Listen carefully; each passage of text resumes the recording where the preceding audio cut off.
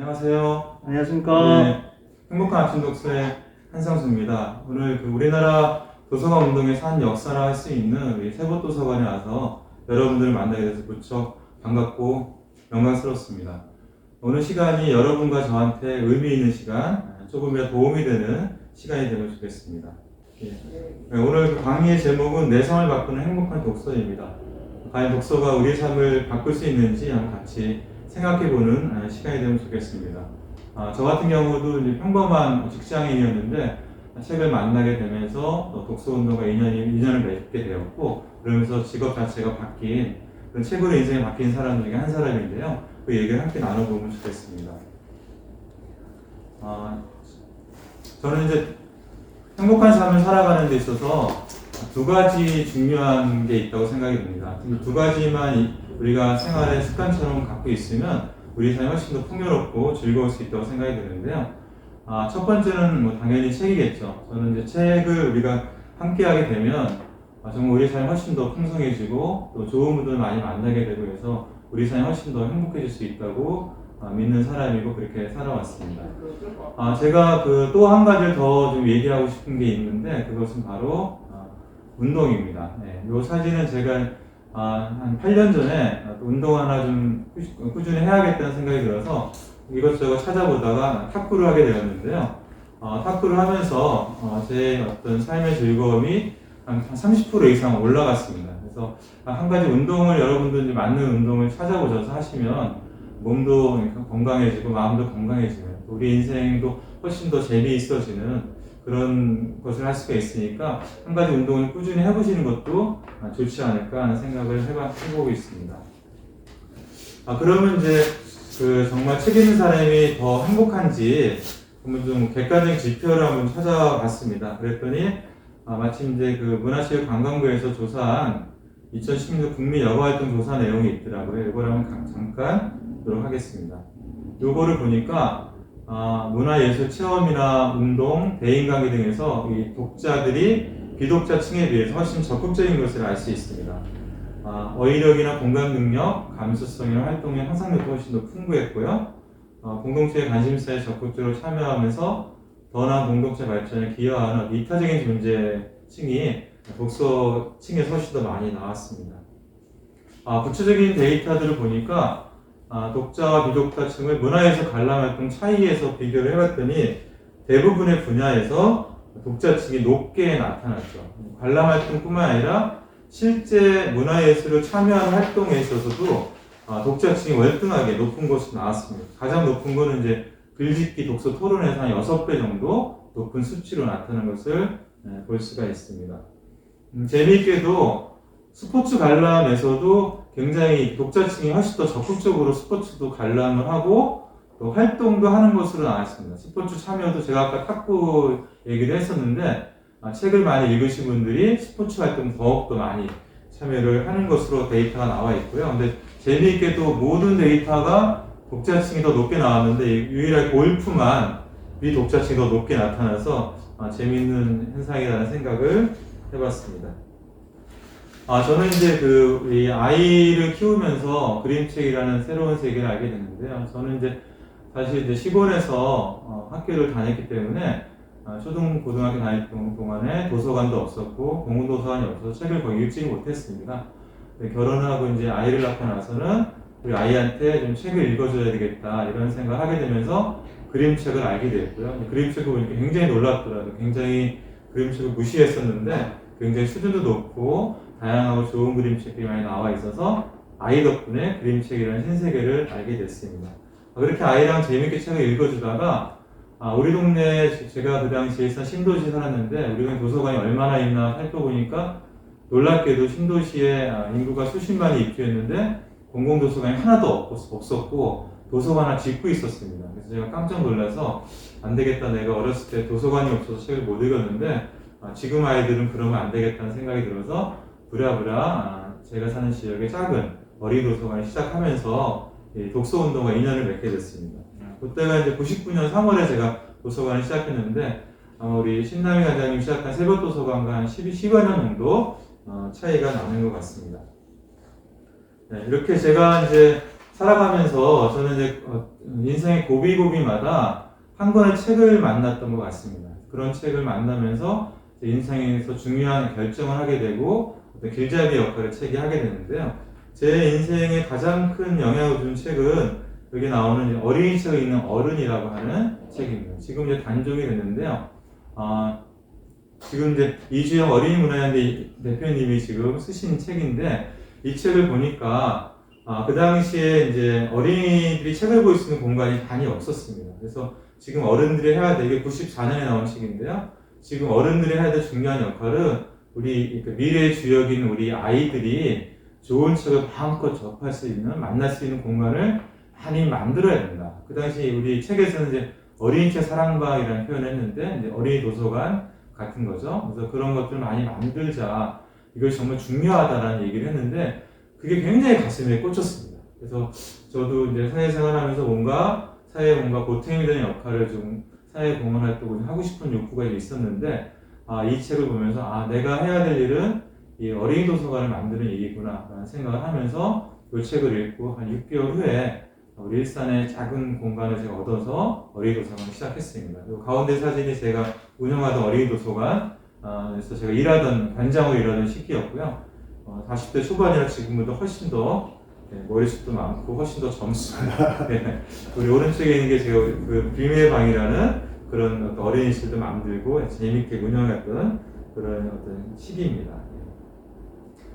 그리고 제가 이제 그 아침 독서 운동을 시작하게 되는데 여러분도 대구에 계신 분들이 많으시니까 아마 아침 독서 운동을 들어보셨을 겁니다. 제가 이제 그 어린이 도서관 30대 중반에 시작을 했는데 운영을 하면서 되게 재미있었습니다. 그래서 그때부터 생각했던 거는 40대부터는 내가 좀 하고 싶은 일을 하면서 좀 살아가자라는 생각을 했고 몇 년간 준비를 거쳐서 이제 40대 되자마자 이제 회사에 사표를 내고 전업 독서 운동을 시작을 했습니다. 그러면서 좀 이렇게 이런저런 자료를 알아보고 또 우연히 또 일본에 가서 한 권의 책을 만나게 됐는데 이런 이제 바로 할 수 있는 바로 가능한 아침 독서라는 책을 제가 만나게 됐고요.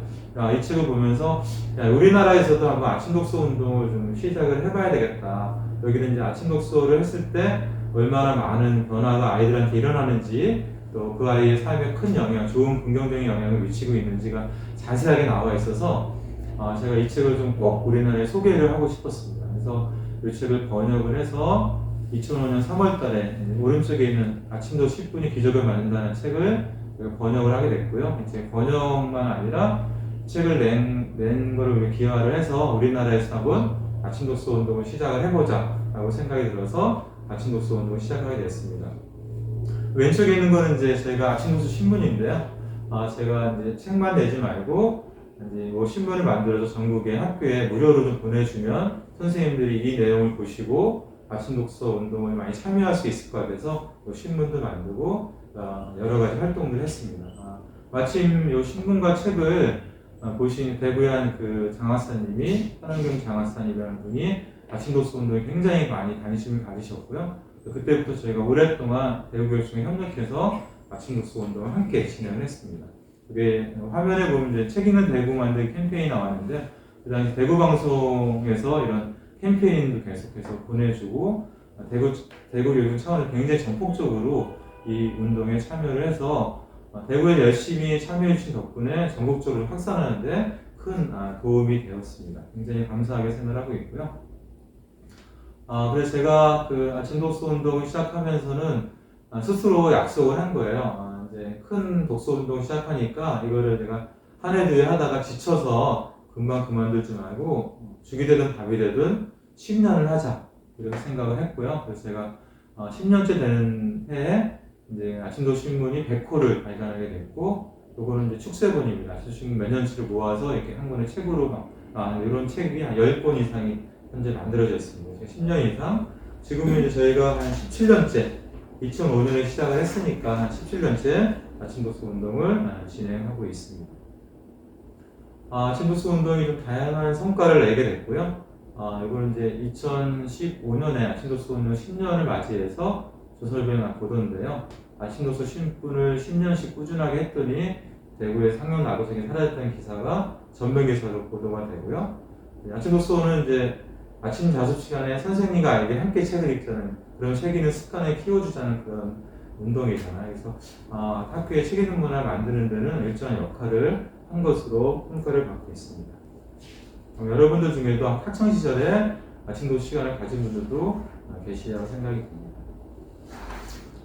이제 그러면서 제가 또 이제 중요한 계기가 하나 생겼는데요. 아침 독서 운동이 좀 활발하게 진행이 되면서 일이 굉장히 많아졌습니다. 신문도 매월 만들어야 됐고, 또 전국의 학교에 보내기도 하고, 또 전국의 학교를 다니면서 강의를 하기도 하고, 여러 가지 일들이 많아지면서 저 혼자 시작을 했는데 혼자로 이제 벅차게 되는 상황이에요. 그러면서 직원들이 더 필요했는데, 이제 그런 직원들을 이제 고용을 하게 되면 재원이 필요하고, 이게 단체가 커지면서 여러 가지 비용이 많이 필요했습니다. 그래서 재원 확보에 대한 고민을 많이 하게 됐습니다. 세부도서관도 재원 지속적인 운영을 위해서 지속 가능한 운영에 재원 마련이 굉장히 중요한 부분일 텐데 저도 고민을 많이 하다가 우연히 한 권의 책을 만나게 됐는데요. 본업의 혁명이라는 책입니다. 그 책은 이제 사회적 기업이라고 하는 새로운 어떤 개념의 어떤 회사를 소개하는 그런 책이었는데 저희가 이제 그 사회적 기업에 대해서 이 책을 만나면서 처음 알게 됐습니다. 어떤 그 사회적 가치와 경제적 가치라고 하는 이중적 가치를 같이 함께 이루는 대안적 기업 모델이 선진국들 중심으로 많이 나오고 있었고, 이제 우리나라에서 사회적 기업이라는 것이 태동기였습니다. 이 책을 통해서 제가 사회적 기업이라는 걸 알게 돼서 제가 운영하던 행복한 아침 독서라는 독서 단체를 사회적 기업으로 좀 버전업을 시켜야 되겠다 이런 생각을 하게 됐고요. 그래서 제가 1년 정도 준비를 거쳐서 사회적 기업 인증이 굉장히 좀 까다롭습니다. 근데 저희가 1년을 준비를 하면서 도서관과 독서운동으로는 최초의 첫 사회적 기업으로 저희가 2010년에 인증을 받아서 지금 12년차 사회적 기업으로 활발하게 활동을 하고 있습니다. 그래서 고비고비마다 책을 만나게 됐다는 얘기를 드리는 거고요. 제가 최근에 저한테 가장 영향을 크게 미친 책 중에 한 권이 이제 작은 책방 우리 책 좀 팝니다라는 책인데요. 이 책은 이제 동네 책방에 대한 관심을 불러일으키게 된 책입니다. 최근에 뭐 전국에 걸쳐서 몇 년 동안에 트렌디한 여러 가지 동네 책방들이 많이 나오면서 동네 책방 붐이 많이 일어났잖아요. 지금도 이제 책방들이 전국에 활발하게 운영을 하고 있는데요. 이 책이 이제 우리나라의 동네 책방의 붐을 일으키게 된 하나의 시초가 되는 발구가 같은 그런 책입니다. 저도 이 책을 보면서 막연하게 그런 생각을 했었어요. 제가 이제 은퇴를 하면 좀 작은 책방을 좀 운영하면서 그런 책방 할아버지로 살아가야 되겠다 이런 생각을 좀 했었고 대학교 때도 제가 책방을 여니까 친구들이 너 대학교 때도 책방을 언젠가 하겠다 그런 얘기를 했었는데 결국 꿈이 이렇구나 이런 얘기를 해서 저도 깜짝 놀랐는데요.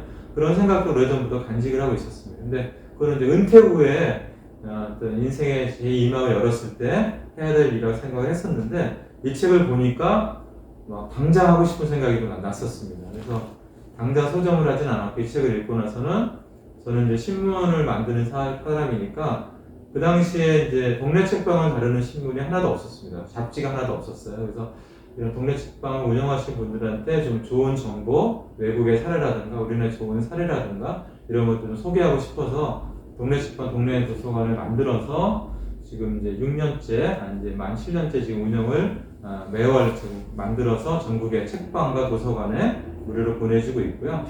근데 이제 신문만 만드는 것은 좀 성이 안 차더라고요. 제가 직접 책방을 좀 운영하고 싶어서 2017년 2월에 이제 제가 행복한 책방이라고 하는 동네 책방, 작은 책방을 만들게 됐습니다. 그래서 이 책방을 하니까 굉장히 재미있더라고요. 그래서 저는 이제 이 동네 책방과 도서관이 우리들의 삶의 질을 굉장히 높여준다 이렇게 생각을 하고 있는데요. 우리 삶의 영역에 이제 동네 책방이나 도서관이 들어오면 우리들의 삶의 질이 굉장히 올라가는 것을 직접 경험할 수가 있습니다. 이거는 직접 말로만 들은 소용이 없고 직접 경험을 좀 하셔야 되고요. 이따가 저희 책방 운영하신 분들의 소감도 좀 말씀드리도록 하겠습니다. 이건 이제 왼쪽에 있는 어떤 그림이 굉장히 이쁜 그림인데 그림 세계적인 그림 작가님 이수지 작가님이 저희 책방을 보시고 그려주신 그림이에요. 저희 좀 이따 저희 책방 사진도 나올 텐데 실제 이렇게 아주 예쁘게 생겼습니다. 우리 오른쪽에는 우리 책방 이용하는 우리 청소년들 모습을 제가 담은 사진이고요. 네. 우리 행복한 책방은 여러 가지 이제 꿈을 꾸고 기대를 갖고 만들었는데요. 저희가 생각하는 거는 이제 어떤 특별한, 약간 트렌디한, 특별한 사람들만 오는 그런 책방이 아니라 전국 어디서나 있어도 좋을 만한, 전국 어느 동네나 하나쯤 있었으면 좋겠다고 생각하는 그런 보편적인 동네 책방을 꿈꾸고 있습니다. 어린아이부터 우리 어르신까지 책을 사랑하는 동네 사람들이 편하게 들어와서 책을 만나는 공간을 제가 꿈꾸었고요. 그래서 이 새곳도서관처럼 책을 통해서 모이는 마을 사랑방의 역할, 언제라도 동네 산책하다가 작은 기대를 갖고 들르고 싶은 마음이 드는 편한 공간, 퇴근 후에는 저희 책방에서는 맥주도 마실 수 있거든요. 저녁을 먹고 커피나 맥주 한잔 마시면서 마음에 드는 책을 읽거나 우리 동네 분들과 함께 이런저런 얘기를 나눌 수 있는, 이웃들과 함께하는 그런 공간들, 또 이렇게 책을 매개로 다양한 작가나 편집자, 독자들이 만날 수 있는 공간. 가장 중요한 거는 이 숨어있는 좋은 책들을 잘 찾아서, 동네 책방의 가장 중요한 기능은 큐레이션 기능이잖아요. 많은 책들이 나오는데 동네 책방은 작으니까 책을 엄선해서 고를 수밖에 없잖아요. 그래서 숨어있는 좋은 책들 잘 찾아서 책과 독자를 이어주는 다리 역할을 하는 것이 저는 동네 책방이라고 생각하고, 행복한 책방을 시작하면서 이런 꿈들을 가졌습니다. 그랬을 때 이런 꿈들이 이루어졌냐 한번 볼까요? 우리 행복한 책방의 이용자들이 나한테 행복한 책방은, 여러분의 행복한 책방은 어떠한 공간인가를 물어봤습니다. 그랬더니 포스트잇에 적어서 이렇게 얘기를 해주시는 거예요. 적어주셨습니다. 행복한 책방은 아이들이 놀이터보다 더 자주 가는 우리 가정의 또 다른 집이다. 우리 책방을 이용한 아이들은 엄마가 안 계셔도 PC방에 안 가고 저희 책방에 오거든요. 행복한 책방은 우리 마을의 사랑방 같고 아이들 놀이터 같은 곳이다. 또 내 인생 한 부분을 비중 있게 차지하는 소중한 곳이다. 또 행복한 책방은 나에게 마음의 위로가 필요하거나 쉼이 필요할 때 언제든 기쁘게 맞아주는 편안한 친구 같은 존재다.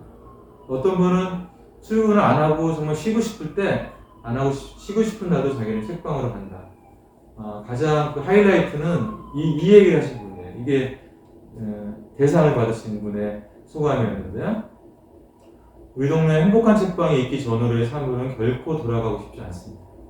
저에게 행복한 책방은 호화스러운 삶을 선물하는 곳입니다 라고 얘기를 하셔서, 제가 책방이라고 하는 것이 우리 삶에 들어가면 삶의 질이 올라간다라고 말씀드렸고, 그런 것을 제가 직접 한번 경험해 보고 싶었는데, 그 책방을 열심히 오시는 분들이 실제 이런 소감들을 말씀하시는 걸 보고, 제가 책방을 잘 열었고 잘 운영하고 있구나 하는 것을 느끼고 있습니다. 그렇다고 하면 동네 책방이 정말 뭐가 좋을까? 여러분들 중에 동네 책방을 꾸준하게 다니시는 분들이 계신지 모르겠는데, 아마 계신 분들은 그걸 많이 공감하실 거라고 생각이 듭니다. 제가 동네 책방 운영하면서 동네 책방이 뭐가 좋을까? 약간 정리를 해봤는데, 일단은 누차 얘기한 것처럼 삶의 질을 높여주는 행복한 공간이라고 하는 겁니다. 근데 미국의 사회학자가 중에 레이 올든버그라고 하는 분이 있는데, 그분이 제3의 공간이라고 하는 이론을 만든 게 있으세요? 주장한 게 있으신데, 그분의 이야기는 집하고 직장이 아닌 제3의 공간인 사람이 없는 사람보다 훨씬 더 행복하다라고 하는 이론입니다. 이분이 얘기하는 제3의 공간의 요건은 어떤 소박 세 가지를 꼽고 있는데요. 소박한 곳, 또 하나는 격식이나 서열이 없는 곳, 또 하나는 수다가 가능한 곳, 이걸 얘기하고 있는데요. 격식이나 서열이 없는 것도 중요하겠죠. 직장 상사랑 뭐 이렇게 뭘 하면 재미가 없을 거 아니에요? 계급장 떼고 만나는 것이 좋겠고, 소박한 곳, 또 수다가 가능한 곳. 저는 이제 도서관이나 동네 책방이 이런 레이 올든버그가 주장한 제3의 공간 이론에 가장 잘 맞는 공간이 아닌가라는 생각을 갖고 있습니다. 아까도 얘기했지만 동네 책방에서 우연한 발견의 즐거움을 누릴 수가 있습니다. 내가 뭐 하루에도 수백 권의 책이 나오기 때문에 어떤 좋은 책이 나와 있는지 다 알지는 못하잖아요. 매일 책방에 갈 수도, 서점에 갈 수도 없는 것이고, 그렇지만 자기가 다니는 동네 책방에 갔을 때 정말 자기가 읽고 싶은 마음에 드는 그런 책을 우연하게 만날 수가 있습니다. 그러면 도서관에서 그럴 수가 있죠. 그렇게 책방 운영자가 굉장히 엄선해서 큐레이션을 하기 때문에 좀 더 우연한 발견이지만 좋은 책을 만날 수 있는 기회가 훨씬 더 생기는 거죠. 그 다음에 좋은 사람들을 만나는 곳이기도 합니다. 도시, 험악한 도시에서 도시공동체가 책방을 중심으로 많이 만들어지고 있는데요. 사실 책을 좋아하시는 분들이 대부분 좀 착하시잖아요. 좀 선한 편이시고, 우리 관장님도 정말 법이 없어서 사신다는 분이실 것 같은데, 그런 분들이 우리 책방을 중심으로 도서관 중심으로 많이 모입니다. 그러면 이 삭막한 도시 한가운데에서 정말 도시 공동체를 느낄 수 있는, 이웃을 느낄 수 있는 그런 공간인 거죠. 그 다음에 당연히 책 읽는 아이로 자라게 해주죠. 책방을 이용하게 되면 자연스럽게 책과 친해질 수 있습니다. 평생 독자를 살아가게 만들어주는 거죠. 또 하나 중요한 것은 사유의 공간. 우리가 계속해서 생각을 하게 되고 깨어있는 심리를 늘려주는 민주주의 사회에 굉장히 중요한 공간이 책방과 도서관이라고 하는 거죠. 가짜뉴스에 지금 가짜뉴스가 행행되고 있는데 유튜브를 통해서 가짜뉴스가 퍼지고 있잖아요. 근데 그 책방과 도서관을 꾸준하게 이용하는 분은 결코 이 가짜뉴스에 현혹되지 않고 깨어있는 시민이 될 수가 있습니다. 굉장히 이 도서관이나 이 동네 책방이 굉장히 가지는 가치가 우리 사회의 어떤 좀 더 바람직한 발전에 큰 역할을 하고 있다고 저는 생각이 듭니다.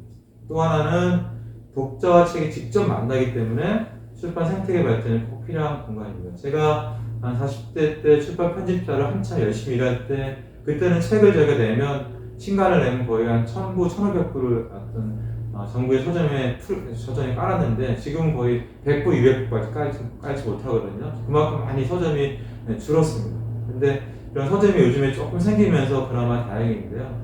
독자와 책이 직접 만나는 공간이 굉장히 중요하고 이건 출판 생태계 발전에 가장 필요한 부분이라고 할 수 있습니다. 네, 그래서 이제 책 구입을 어떻게 할지에 대한 얘기를 좀 하고 싶습니다. 이 얘기는 다소 예민할 수도 있고 여러분들이 다르게 생각할 수도 있고 제가 이제 작년에 도서정가제 개학 저지 운동을 우리 동네 책방 네트워크 회원들과 체험 책방을 같이 하면서 젊은 분들과 많이 부딪히기도 했습니다. 도서정가제를 반대하는 폐지를 원하시는 젊은 분들이 굉장히 많이 계시더라고요. 그래서 그런 분들랑 많이 얘기도 하고 그랬는데 저는 이제 책 구입에 대한 제 의견을 좀 말씀드리도록 하겠습니다. 저는 이제 최소한 한 달에 한 권은 좀 구입하시면 좋겠다. 사실 책 한 권 값이라고 해봐도 커피 한 두세 잔 값밖에 되지 않기 때문에 커피는 마시면 없어지는 거지만 책은 계속 남아있는 거잖아요. 그래서 한 달에 한 구입하는 것이 크게 부담되는 금액은 아니라고 봅니다. 그런데 구입할 때 이 인터넷 서점이 아닌 지역 서점에서 구입을 했으면 좋겠습니다.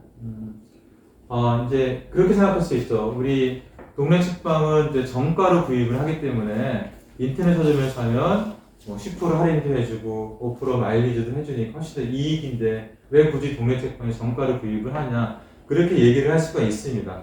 저는 그 얘기가 일부분은 맞는 얘기지만 또 일부분은 또 맞지 않는 측면이 있다고 생각이 들어요. 그러니까 그 책이라고 하는 것을 우리가 그 책을 만나게 된 거는 아까도 말씀하신 것처럼 동네 책방의 운영자가 열심히 많은 시간을 들여서 그 책을 읽어보고서 그 책을 서점에 드린 거잖아요. 그래서 그 책방에 드렸기 때문에 저희가 그 책방에 가서 그 책을 만나게 된 거죠. 우리가 그 방을 얻으려고 하면 부동산에 가서 부동산 중개인한테 소개를 받으면 당연히 부동산 수수료를 내잖아요. 그 방을 내가 얻는 데까지 그런 중개인이 역할을 했기 때문에 수수료를 내는 것은 당연하게 생각합니다. 책도 마찬가지인 거죠. 우리가 인터넷 서점에서 본 것이 아니라 어느 동네 책방에 가서 그 책을 만나게 됐다면 그 책을 만나게 된 다리 역할을 한 건 동네 책방 운영자가 시간과 품을 들여서 우리를 만나게 했기 때문에 그거에 대한 수고료를 주는 거는 저는 당연하다고 생각하는데 그것이 10% 정도 할인이라면 얼마 되지도 않은 금액이다. 15,000원 책이라면 1,500원밖에 안 되는 거니까 그거를 가지고 아깝게 생각하면 안 될 것 같고요. 그래서 그 귀한 책과 나와 인연을 맺게 해준 그런 것을 우리가 고마운 마음으로 저는 책을 충분히 정가를 구입해도 된다고 생각이 들고요. 그래서 저는 동네 책방 운영자지만 또 다른 책방에 가면 또 저희 책방에 없는 책을 보면 구입하기도 하고 하거든요. 그런 것이 그 책과 저와 인연을 맺게 해준 그런 역할이라고 생각을 하고 고마움에 대한 표시라고 생각하면 좋겠습니다. 그리고 한 달에 한 번은 좀 서점에 들르면 좋을 것 같아요. 서점은 계속해서 신간이 나오기 때문에 계속해서 신간을 만날 수 있는 굉장히 좋은 공간이에요. 도서관도 좋지만 도서관은 아무래도 신간이 조금 늦게 들어오니까 아마 그 동네 책방이나 대형 서점에 가시면 새로운 어떤 신간의 트렌드도 좀 만날 수 있고 다양한 책들을 볼 수가 있으니까 한 달에 한 번 정도 뭐 가까운 책방에 가는 것은 그렇게 또 어려운 일도 아니라고 생각이 듭니다. 그다음에 또 한 가지 말씀드리면 이제 우리가 카페를 가면 다 이제 커피를 무조건 커피나 다른 차를 무조건 사 먹잖아요. 근데 서점에 가면 10분이 오시면 두세 분만 책을 사시고 7, 8번 책을 안 사시는데 그런 어려움이 있으니까 가급적이 좀 책을 열심히 보시고 좋은 책이 있으면 사진을 찍어 가지 마시고 책을 사시면 좀 좋을 것 같습니다. 그러니까 동네 책방이 다 없어지면 우리가 나중에 정말 귀한 것이 없어지는 거기 때문에 후회를 많이 할 수 있거든요. 그 책이 주는 효용을 생각하면 결코 저는 책값은 결코 비싼 게 아니라고 생각이 듭니다. 우리 외국에 비해서 우리나라 책값도 굉장히 저렴한 편이고요. 근데 그 여러 가지 또 우리 젊은이들의 호주머니 사정을 생각하면 좀 비싸다고 생각할 수도 있지만 우리가 외식비 이런 거 생각을 해보면 사실 정말 우리가 한번 식사를 하는 비용과 비교해보면 책값이 그렇게 비싼 것은 아니라고 생각을 할 수 있겠죠. 그래서 우리가 도서관도 이용해서 뭐 하면 굉장히 좋다고 생각이 들고요. 또 한편으로는 이제 어떤 중요한 책은 또 내가 오랫동안 보고 다시 보고 할 책들은 내 책인 경우에는 마음대로 줄도 긋고 메모도 하고 이렇게 할 수가 있으니까 언제든지 다시 볼 수 있으니까 구입을 하는 것도 좋지 않을까라는 생각이 들고요.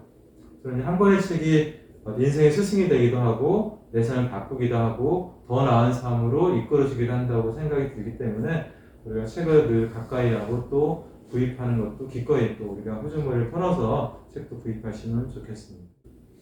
네, 우리 지금 스마트폰 시대 독서관 의미에 대해서 잠깐 좀 말씀드리고 싶은데요. 이제 지금 변화의 주기가 굉장히 빠르죠. 디지털 시대는.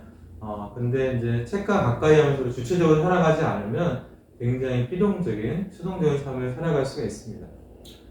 디지털 치매라고 하는 책이 있어요. 독일의 뇌과학자가 쓴 책인데 디지털 기기나 소프트웨어를 과용 남용을 하게 되면 우리의 기억력이나 학습력, 사고력이 떨어져서 뇌 기능 자체가 손상당한 상태를 디지털 치매라고 하는 가장 우리가 두려운 치매라는 단어를 붙여서 디지털 치매라고 하면서 세계 여러 나라 중에서 우리 아시아의 한국이 가장 심각한 상황이다라고 그 책에 적시되어 있습니다. 그래서 우리나라 그 교육부의 통계를 근거로 우리나라 학생들의 10% 이상이 그 당시 한 15% 정도 명시되어 있던 것 같아요. 많은 학생들이 디지털 이런 인터넷이나 이런 디지털에 굉장히 경도되어 있다고 하는 디지털 중독에 되었다고 하는 것 지적한 그런 책인데요.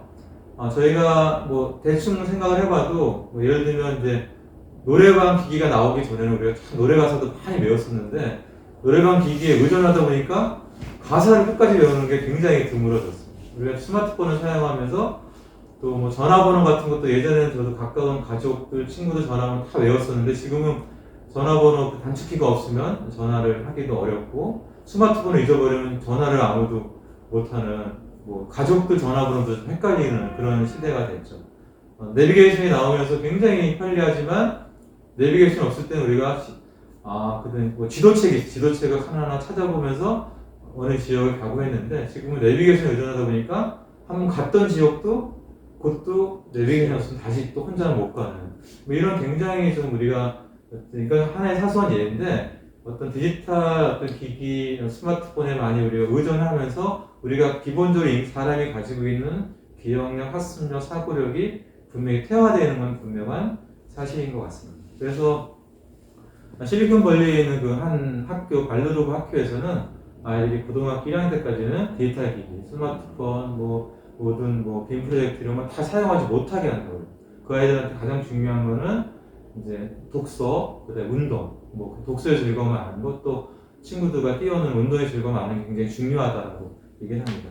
제가 엊그저께 본 최근 기사를 보니까 핀란드의 한 학교에서 핀란드에서 그 학교에 스마트폰을 아이들한테 사용하지 못하게 했더니 학생들한테 여러 가지 긍정적인 모습들, 집중력이 향상되고 학습 분위기가 올라가고 친구들과 의사소통이 활발하게 됐다는 그런 기사를 얼마 전에 봤는데요. 며칠 전에. 그런 것들을 보면 스마트폰이 가져오는 여러 가지 긍정적이고 편리한 점이 굉장히 많이 있지만 우리가 충분히 경계하면서 살아야 되지 않을까. 우리가 어떤 역작용도 부작용도 굉장히 많이 있다는 것을 분명히 인지를 해야 된다고 생각이 듭니다. 여러분들은 4차 산업혁명 시대를 살아가고 있습니다. 1차, 2차, 3차 산업혁명이 인류의 역사를 굉장히 급격하게 변화를 시켰는데요.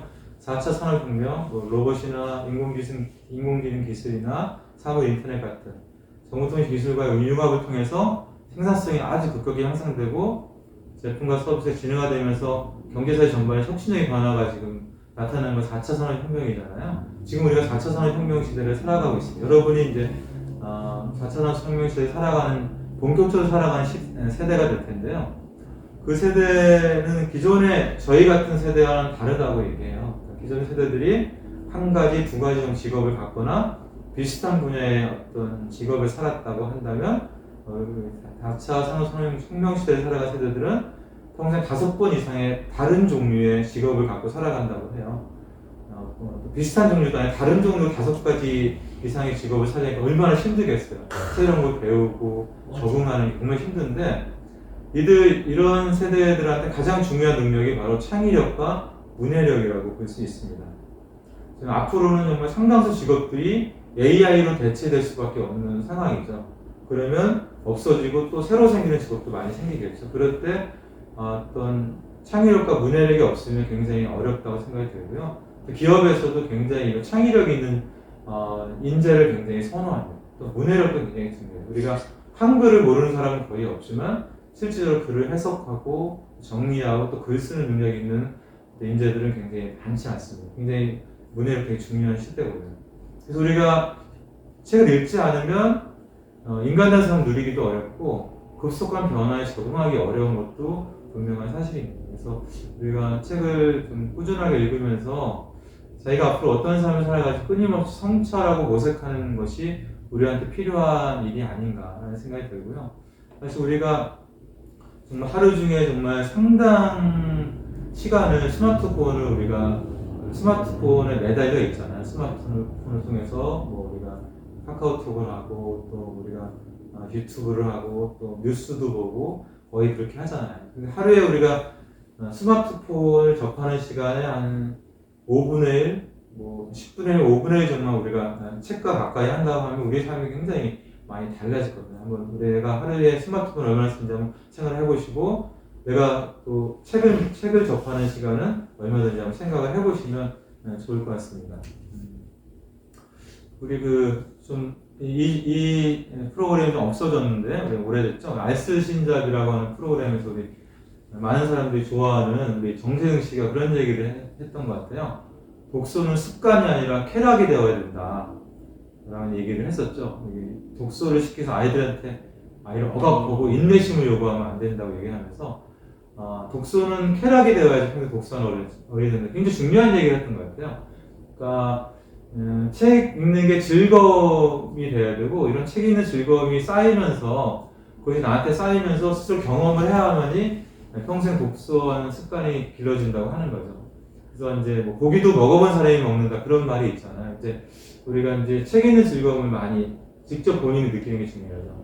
부모님이나 선생님이 얘기해서 느끼는 게 아니라 아이들이 게임을 좋아하잖아. 게임을 좋아하고 또 어떤 아이들은 이제 축구나 운동을 좋아하는 친구들이 있고 또 친구들과 노는 거 좋아하는 친구들인데 그런 거를 좋아하는 거는 내가 친구들과 같이 축구를 했을 때 너무 즐겁잖아요. 너무 땀을 흘리면서 친구랑 재미있게 놀았을 때 그 즐거움이 기억이 나기 때문에 다시 또 축구를 하고 싶은 생각이 듭니다. 책이라고 하는 것도 책에 빠져서 책을 읽었을 때 그 책이 주는 어떤 즐거움, 쾌감이 그래서 그 경험들이 쌓이면서 독서가 지루하고 재미없고 그런 것들이 아니라 굉장히 의외로 재미있고 내가 모르는 이야기를 많이 알게 되고 또한 나 자신을 성장시키는 거라고 하는 거를 스스로 느꼈을 때 책이 주는 그 쾌락을 막 느꼈을 때 우리가 그런 정말 평생 독서를 할 수 있다고 생각합니다. 그러니까 사실 마라톤 하시는 분들 보면 이제 달리는 즐거움이 있다고 하잖아요. 저는 이제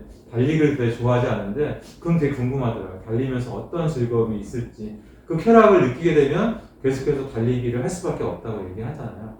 그런 것처럼 책 읽는 즐거움도 마찬가지라고 생각이 듭니다. 그런 것들 여러분들이 조금씩 이렇게 처음에는 한 달에 한 권 읽기로 시작했다가 그 다음에 한 달에 2권 읽기로 갔다가 이렇게 조금씩 이렇게 하다 보면 그런 것들 스스로 경험할 수 있으리라고 생각이 들고요. 그렇게 되게 되면 책을 안 읽는 게 이해가 좀 안 되는, 왜 이런 책들을 우리가 읽지 않고 우리가 살아갈까? 이렇게 정말 좋은 책들이 이렇게 매일 쏟아져 나오는데 정말 그 책들을 내가 충분히 보지 못하는 게 억울할 정도로 좋은 책이 많이 나오고 있는데 어떻게 우리가 책을 읽지 않고 살아갈까 하는 그런 의문을 가질 수도 있으리라고 생각이 듭니다. 많은 분들이 독서의 중요성과 즐거움을 얘기를 했죠. 제가 사진을 막 찾다가 재밌는 사진을 하나 발견해서 우리 이제 배달하는 젊은인데 잠깐 짬을 내서 오토바이에서 책을 보고 있는 사진을 보고 이 친구는 뭘 해도 되겠다는 생각이 좀 들었습니다. 위에 있는 윗사진은 책이 심취돼서 막 울먹울먹하는 그런 사진인데 우리가 책이 주는 즐거움을 볼 수 있는 사진이라 두 번의 사진을 골랐는데요. 정말 세상이 변화가pan 디지털 시대에서 독서가 더 중요한 걸 여러 번 얘기를 했죠. 저는 책을 가까이 하는 사람이 앞설 수밖에 없는데 역사적으로도 보면 세상을 이끄는 리더들, 탁월한 업적을 남긴 전문가들의 공통점은 대부분 다독가라고 하는 거죠. 그 사람들이 우리보다 바쁘겠습니까? 대통령 링컨이라고 하는 그 대통령이 우리보다 훨씬 바쁘겠죠. 우리가 그런 어떤 정말 바쁜 그런 사람들, 리더들보다 더 바쁘지는 않잖아요. 그런 분들도 시간을 쪼개서 책을 본다고 하는 거죠. 그거는 그렇게 봐야만이 리더의 역할을 할 수 있고 자기가 가진 역할들을, 소명들을 잘 감당할 수 있기 때문에 끊임없이 깨어 있으면서 책을 읽고 그 책을 읽은 것을 현실에 반영하고 그렇게 노력을 했다고 하는 거죠. 끊임없이 또 토론을 하고 그런 것들을 우리가 생각을 해야 될 것 같고요. 저는 이제 쭉 경험하면서 책을 통해서 얻는 즐거움이 우리가 살아가면서 경험할 수 있는 큰 행복 중에 하나다 라고 생각이 들어요. 저는 이 행복을 못 누리고 우리가 살아가는 분들이 너무 많아서 정말 너무 안타까운 거예요. 우리가 스마트폰도 좋지만 우리가 인생을 통해서 경험할 수 있는 몇 가지 즐거움들이 있는데 그 즐거움 중에 큰 것 중에 하나가 책이 주는 즐거움이거든요. 그런 경험들을 좀 더 많은 사람들이 좀 누렸으면 좋겠다. 특히 우리 어린 학생들이 많이 누렸으면 좋겠다는 생각을 가지고 제가 독서 운동을 좀 열심히 하고 있습니다. 그럼 좀 더 구체적으로 독서의 생활은 어떻게 할지 한번 얘기를 좀 구체적인 플랜으로 좀 들어가 보도록 하겠습니다. 지금 이렇게 세월도서관을 열심히 다니시고 동네식반도 열심히 다니시면서 책을 꾸준하게 보시는 분들은 이제 크게 상관이 없는 이야기고 이 이야기는 이제 지금 현재 내가 좀 책을 좀 꾸준하게는 못 읽고 있다. 좀 이렇게 그러신 분들, 그러나 책을 조금 더 꾸준하게 좀 보고 싶고 좀 더 책 읽는 습관을 좀 키워보고 싶다라고 하는 분들한테 좀 이렇게 스텝 바이 스텝으로 좀 공부해드리는 이야기인데요. 처음에는 이제 하루에 한 15분 정도, 한 달에 한 권 정도, 내가 이제 어떤 책을 읽고 싶으면 그 책을 내가 이제 최소한 한 달에 한 권, 이 책은 내가 읽어보겠다라고 결심하고, 그러기 위해서 그 책에 대해서 우리가 하루에 15분 정도의 시간을 좀 내자라고 하는 겁니다. 우리가 하루에 15분 이상 스마트폰을 안 하시는 분은 없겠죠. 대부분 다 1시간 이상 하실 텐데, 저도 어떤 날 깜짝 놀란 적이 있어요. 한 2, 3일 정도, 저는 이제 주로 페이스북을 많이 하는데, 페이스북 친구가 한 2,000명이 좀 넘다 보니까, 그걸 하루에 1시간 이상은 좀 할 수밖에 없더라고요. 저 이제 주로 책과 관련된 작가들, 출판사분들, 책방분들, 이런 분들하고 주로 이제 소통하다 보니까 업무에도 도움이 되고, 또 제가 모르던 책도 많이 나와서 좀 꾸준히 하고 있는데, 그리고 어떤 날은 그거를 하다가 책을 한 2, 3일 정도 계속 못 본 날이 있었어요. 그래서 제가 깜짝 놀랐습니다. 내가 독서 운동하고 책방도 운영하는 사람이 어떻게 하루에 책을 한 번도 안 보나 이런 생각이 들어서 안 되겠다. 내가 의식적으로 하루에 한 20분, 20, 30분이라도 책을 좀 봐야 되겠다고 생각해서 그때는 스마트폰을 좀 충전을 시키고 책을 좀 보고 있는데요. 그래서 하루에 15분 잠깐 짬을 내서 이제 본인의 어떤 생활 패턴에서 가장 쉽게 낼 수 있는 시간이 있을 겁니다. 아침 시간일 수도 있고, 전철이나 버스를 타고 가시는 분은 출퇴근 차편을 이용할 수도 있고, 점심 식사 후에나 저녁 식사 후에, 아니면 잠자기 전, 이렇게 다양한 자기 생활 패턴에서 좋은 시간을 권하면 좋습니다. 그러니까 저 같은 경우는 이제 저는 좀 이렇게 약간 새벽형 인간이라서 좀 이렇게 새벽 시간을 좀 많이 활용하는 편입니다. 좀 나이가 들면서 조금 더 일찍 잠이 좀 깨갖고 그 시간에 잠을 더 잘 수가 없어서 아침에 좀 1시간 정도 책도 보고 신문도 보는 시간을 갖고 있는데요.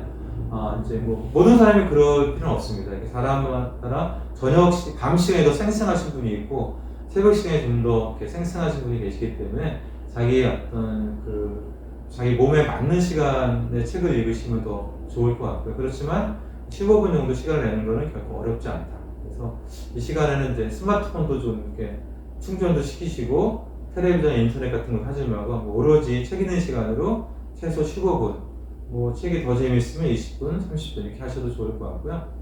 처음에 15분이 조금 길 수도 있습니다. 그럴 때는 틈날 때 5분씩 한 5분, 5분, 3번 하셔도 될 것 같고요.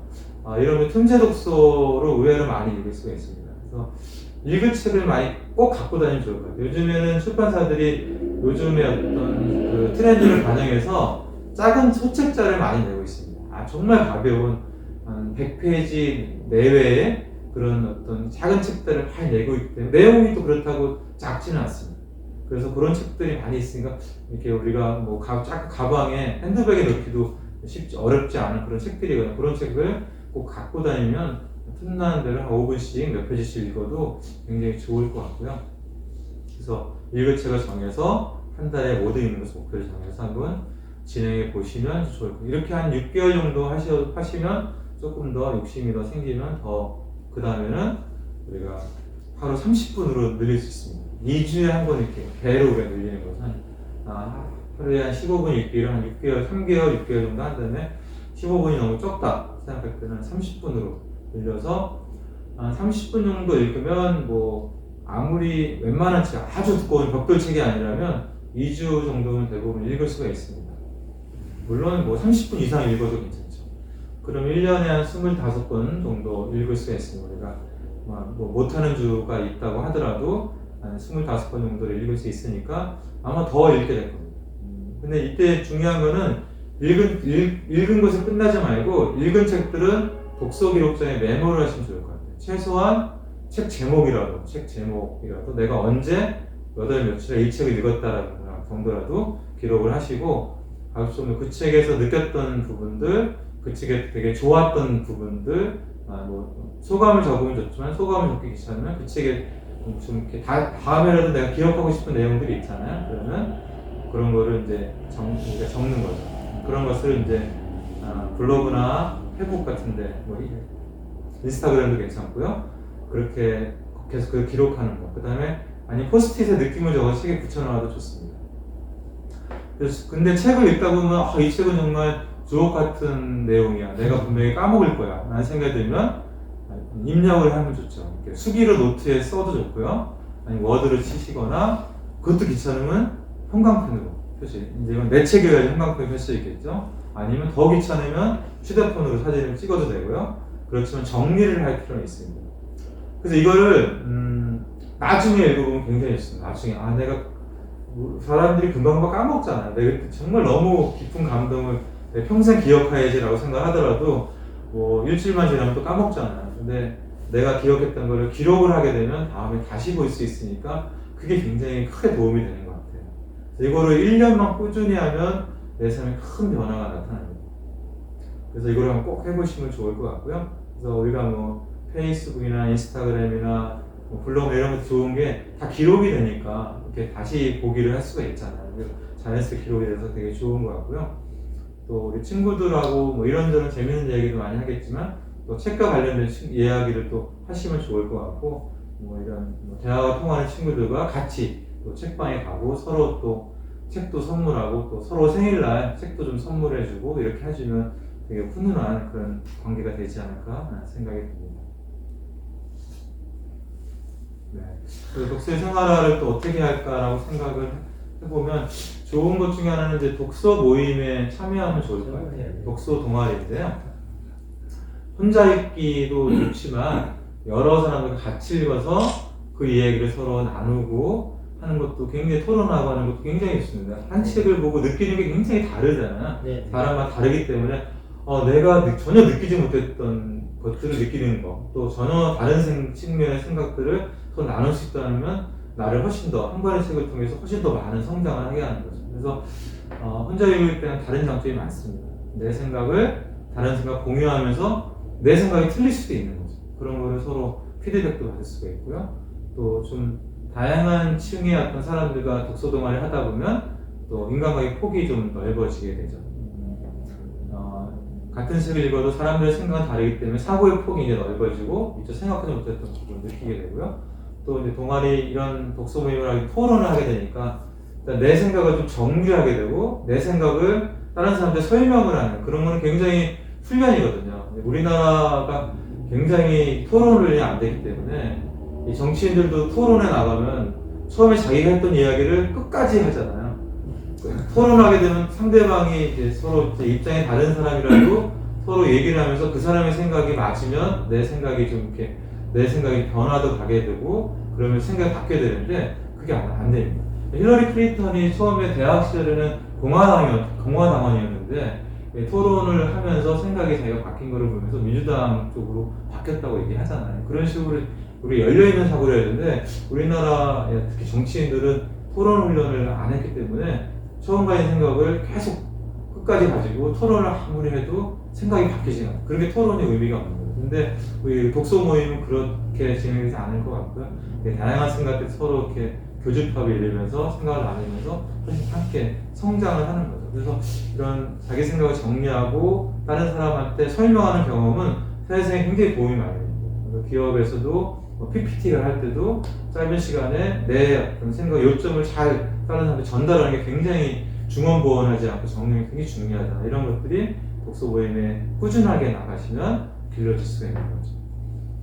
그 다음에 이 독서 모임을 하게 되면 좋은 책도 소개받을 수가 있고 또 지정된 책을 읽어야 되니까 편향되지 않고 풍부한 독서가 가능합니다. 그러니까 우린 보통 이제 자기가 좋아하는 분야의 책만 있잖아요. 소설을 좋아하시는 분은 그냥 소설만 읽고 이런데 독서 모임에 가게 되면 내가 평생 읽지 않은 책을 읽지 않을 것 같은 책을 또 보게 되니까 그것도 굉장히 때로는 뭐 힘들 수도 있지만 굉장히 도움이 되는 폭넓은 독서가 가능해지는 거죠. 이게 어떤 독서의 스펙트럼이 넓어질 수 있는 거죠. 그래서 동네 책방이나 도서관이나 또 요즘 트레바리 같은 유료 독서 모임도 있는데요. 본인한테 맞는 독서 모임을 선택해서 활동하시면 되게 좋을 것 같고요. 최소한 1년 이상 꾸준하게 하시면 좋을 것 같습니다. 아니면 친구들과 뭐 책을 매개로 한 모임을 뭐 직접 만드셔서 하셔도 좋을 것 같고요. 독서 모임 꾸리는 법이라는 책이 있는데 이 책을 한번 보시게 이게 정말 소책자입니다. 이거 보시고 모임 직접 만들어 보시는 것도 좋을 것 같고 동네 책방 도서관을 꾸준하게 다니시면 더 좋을 것 같습니다. 네, 그러면 이제 우리가 읽을 책은 어떻게 찾을까요? 한번 좀 여러 가지 방법이 있겠죠? 네, 일단 도서관을 활용하는 게 가장 쉽고 또 비용도 들지 않은 방법이겠죠. 공공도서관, 세부도서관은 사립공공도서관이잖아요. 또 지역에는 또 작은 도서관 그런 곳을 이용하셔도 좋을 것 같고요.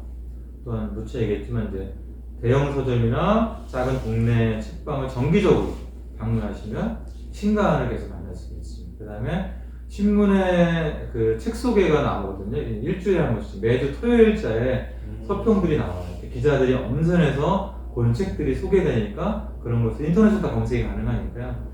신문을 활용하시고요. 또 인스타그램이나 페이스북 같은 SNS 지인들이 추천한 책들을 또 메모해 놓으시면 좋습니다. 또 특히 좋은 책을 추천하는 이들과 인친이나 패친을 맺으면 좋겠죠. 그러면 내가 모르던 책들을 많이 소개받을 수가 있으니까요. 그다음에 도서관 사서나 책방 주인과 또 친해지면 되겠어요. 네, 우리 사서분들을 친해지면 뭐 좋은 책이 오면 신간이 오면 또 먼저 읽어볼 수도 있고 소개도 받을 수가 있고 특히 이제 책방 주인분들도 되게 혼자 도서관 사서분들도 혼자 일하시는 분들이 많고 책방 운영자도 혼자 일하시는 분들이 많기 때문에 되게 바쁘기도 하지만 또 되게 외롭거든요. 그래서 이런 책방 주인이나 도서관 사서분들하고 친해지면 되게 좋은 게 많이 있습니다. 되게 아주 알뜰한 정보도 많이 얻을 수가 있고 또 출판사에 보내주는 좋은 굿즈도 또 선물로 받을 수가 있으니까 많이 친해지시면 좋을 것 같고요. 우리 재미있게 우리 이제 본 책이나 의미있게 다가온 책이 있으면 그 저자의 다른 책을 읽거나 같은 주제를 다른 책을 좀 읽어도 좋을 것 같습니다. 그래서 우리가 책을 좀 계속해서 고리고리해서 서로 이렇게 우리 어떤 독서의 폭을 좀 넓혀가고 올려가는 그런 것들이 좀 필요하다는 생각이 듭니다. 그 다음에 이제 좀 다소 어려운 일이지만, 참 우리가 좀 제가 제안드리고 싶은 거는 글쓰기와 저자되기 한번 도전해 보시면 좋겠다. 책을 좀 많이 읽다 보면 이제 글을 쓰고 싶다는 생각이 좀 들잖아요. 자연스럽게 들잖아요. 네. 그래서 이제 제가 최근 읽은 책 중에 이제 100일 글쓰기 미션을 좀 소개하는 책이 있었어요. 이게 선생님이신데 이분이 이제 100일 동안 달리기와 100일 동안 글쓰기를 동시에 수행을 학교 동료 선생님들과 같이 하는 그런 책이었는데 되게 재밌겠다. 네, 봤습니다. 그래서 100일 동안 글을 쓰는 거예요. 그러니까 하루에 두 줄이라도 쓰는 거예요. 같이 이제 밴드를 만들어 갖고 혼자 하면 힘드니까 두세 명과 같이 우리 100일간 도원 결의를 하고 100일간 두세 줄이라도 써서 올리는 거예요. 꾸준하게 서로 그 글에 대해 서로 댓글도 달아주고 서로 이제 피드백들을 해주는 건데요. 그러면 이제 글을 또 글감을 얻기 위해서 다양한 활동들을 합니다. 뭐 서점에도 가고 도서관에도 가고 또 뭐 어느 날은 뭐 어디 자전거도 타고 뭐 되게 다양한 활동들을 하고 그 글감을 가지고 계속해서 쓰게 된 거예요. 그래서 이분은 100일간 글을 쓰고 그걸 책으로 내셨는데요. 저는 굉장히 공감이 많습니다. 우리가 처음에 이제 한두 줄 쓰는 게 시작하는 게 어렵지 쓰다 보면 또 요즘은 다 이렇게 뭐 SNS를 다 하기 때문에 또 이렇게 어려운 건 또 아니잖아요. 그런 것처럼 이제 글을 쓰고 또 책에 대한 글도 쓰고 이렇게 하면 좀 좋을 것 같고 정말 글쓰기 없으면 정말 서점 가서 책을 보는 거죠. 한 페이지라도. 그리고 그 책에 있는 또 문구라도 좀 타이핑해서 자기 소감을 좀 쓰고. 근데 저는 이제 이 글쓰기 능력이 현대사회에서 굉장히 큰 강점입니다. 그러니까 지금 글을 잘 쓰는 사람이 이렇게 많지 않기 때문에 잘 못 쓰는 사람도 많잖아요. 그래서 글을 쓰는 사람이 정말 어디 가서나 다 환영을 받게 되고요. 지금은 이제 뭐 어느 회사나 뭐 이렇게 다 홍보를 하잖아요. SNS 다 하고 SNS 채널들을 가지고 있는데 거기에 그거를 담당해서 좋은 글을 올리고 회사의 어떤 제품을 소개하고 뭐 이렇게 회사를 좀 홍보하는 그런 글을 정말 멋들어지게 잘 유려하게 쓰면 굉장히 좋은 고가를 받게 되죠. 또 저는 이제 출판사도 운영하고 있는데 출판사에서도 이렇게 서평을 쓰거나 보도자료를 내거나 홍보를 할 때 굉장히 글 쓰는 게 굉장히 중요해요. 그래서 글 쓰는 사람, 글 잘 쓰는 사람은 어디 가도 무조건 환영을 받거든요. 그래서 이게 본인의 큰 경쟁력이고 심지어 연애할 때도 굉장히 유리합니다. 그러니까 어떤 젊은이가 우연히 쓴 글을 봤는데 자기 연애를 하는데 소개팅으로 하는 남자애가 이렇게 너무 맞춤법이 틀려서 너무 읽는 게 괴롭다는 거예요. 맞춤법이 너무나 틀려서. 그럴 수 있죠. 근데 그럴 때 정말 맞춤법도 잘 맞춰서 좀 유려한 글쓰기로 이렇게 글로 보내면 훨씬 더 매력적으로 보이겠죠. 그러니까 저는 이 글쓰기가 그 사람의 어떤 굉장히 품격을 높여주는 그런 일이라고 좀 생각이 들고요. 또 실제로 글을 쓰다 보면 굉장히 본인이 성장하는 것을 굉장히 느낍니다. 그러면서 또 글을 쓰다 보면 어떤 표현이 더 좋을까 그런 생각을 하거든요. 이 표현이 막 떠오르지 않는데 그 표현이 딱 적절한 표현이 딱 떠올라서 거기서 너무나 기분이 좋습니다. 그리고 계속 골똘히 생각하면 표현을 막 떠오르는 거예요. 근데 그런 것들이 우리가 좀 더 많이 생각하게 하고 또 뇌를 계속 돌게 하고 엔도핀이 돌게 하는 그런 긍정의 역할을 하고 있어서 책 읽는 것 못지않게 훨씬 더 글쓰기 훈련을 하면 굉장히 강점이 많고 노력하는 것보다 훨씬 더 많이 우리한테 돌아온다라고 생각이 들고요. 그다음에 그래서 서평이나 책에 대한 느낌을 그때그때 쓰시면 좋습니다. 책을 읽고 간단하게 몇 줄이라도 간단하게 서평을 쓰시고 또 그걸 이렇게 올리시면 좋을 것 같고요. 그 다음에 이제 더 큰 목표를 세우면 약간의 자신감이 생기면 책 쓰기에 도전을 하는 거죠. 우리가 이제 저자가 되는 건 삶에 굉장히 아주 멋진 경험이잖아요. 저도 이제 책을 또 몇 번 뭐 번역도 하고 이제 편저도 내보고 같이 공조도 하고 이랬지만 이제 단독 저서는 이제 2017년에 나는 책나무를 심는다로 이제 처음 냈는데 굉장히 기분이 좋더라고요. 그래서 내 책을 내고 또 뭐 저자 사인회도 좀 하고 이러니까 되게 우쭐하기도 하고 그랬는데 이렇게 요즘은 이제 책을 내기가 쉽잖아요. 이제 독립출판도 뭐 예전에는 정말 책이라는 게 정말 거창했는데 요즘 누구나 좀 낼 수 있고 데이터 인쇄를 하게 되면 심지어 한 부도 낼 수가 있잖아요. 네. 이 적은 부수로 낼 수 있기 때문에 자기가 정리 에세이 같은 거 100여 페이지 있으면 그거 써서 데이터 인쇄해서 지인들한테 좀 돌려주고 하나씩 주면 굉장히 좀 있어 보이잖아요. 네, 굉장히 괜찮습니다. 그러면 더 자신감 얻어서 더 긴 페이지의 책을 낼 수도 있고 그렇게 해서 이런 정말 되게 좋은 시대인 것 같아요. 지금은 뭐 편집도 되게 쉬워졌고 인쇄도 굉장히 쉬워져서 뭐 예전에 책이라고 하면 몇천 불 내야 되고 뭐 자기 출판하려면 또 돈도 몇백만이 들고 그랬는데 지금은 정말 아주 소액으로 낼 수 있게 되고 또 독립출판 내면 또 이런 책방들한테 판매할 수도 있잖아요. 그러니까 뭐 굉장히 괜찮은 부분이라서 한번 좀 적극적으로 권하고 싶습니다. 굉장히 좀 이렇게 재미있는 경험이고 우리 세법도서관 관장님도 도서관에서 세법도서관 함께한 시간들 세법도서관에서 만난 사람들 이야기를 가지고 책을 한권 내시는 것도 굉장히 좀 의미 있는 책이 되지 않을까 그런 생각이 좀 듭니다. 그럴 시간이 없습니다. 시간은 좀 내시면 되고요. 그 목표를 정하셔야 돼요. 목표를 정하셔서 예를 들면 이제 그 좋은 방법 중에 하나는 이제 프로젝트 같은 거에 응모를 하셔서 뭐 출판 문화산업진흥원 이런 데 이제 책을 만드는 걸 지원하는 프로그램이 있거든요. 응모하면 500만 원도 주고 1000만 원도 주고 이런 게 있는데 그런 거는 좋은 게 연말까지 책을 내야 돼요, 무조건. 그러니까 딱 저희가 시간이 정해지니까 뭐 새벽에 일어나서 쓰고 막 이렇게 해서 이제 저희가 최근에 낸 우리 그림책 이야기라는 책이 그게 이제 이 책 저자인 정병희 선생님이 그러니까 굉장히 정말 바쁘신 분이거든요. 동네책방 네트워크 회장님이시고 정말 바쁜데 이게 제가 지원을 해갖고 제가 지원을 받았거든요. 근데 이거를 이제 1000만 원 지원받는 프로그램인데 11월 20일까지 안 내면 1000만 원 못 받는 거예요. 그래서 막 이분이 저녁마다 시간을 내서 2달간 이거를 매달려서 책을 겨우 내서 다행히 반응도 되게 좋은데요. 그래서 그런 좀 뭔가 좀 목표를 정해놓고 이렇게 하게 되면 아마 관장님한테는 나올 거 되게 많이 있습니다. 이제 급한 일들을 먼저 처리하다 보니까 못 쓰시는 건데 아무튼 그런 식으로 한번 지원 프로그램에 참여해 보시는 것도 어떨까 생각이 듭니다.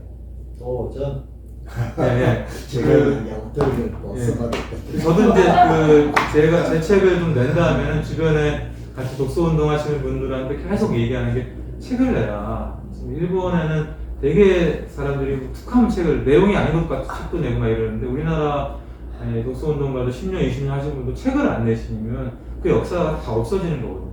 이제 우리가 언젠가 또 은퇴를 해야 되는데 우리 이제 후학들한테 그걸 물려주고 후배들한테 물려주려면 내용을 정리를 해야 되니까 우리가 그걸 정리하자. 그래서 실제로 몇 분도 그 책을 구로 또 떼셨어요. 그러니까 그런 것들이 필요하다고 생각이 들고요.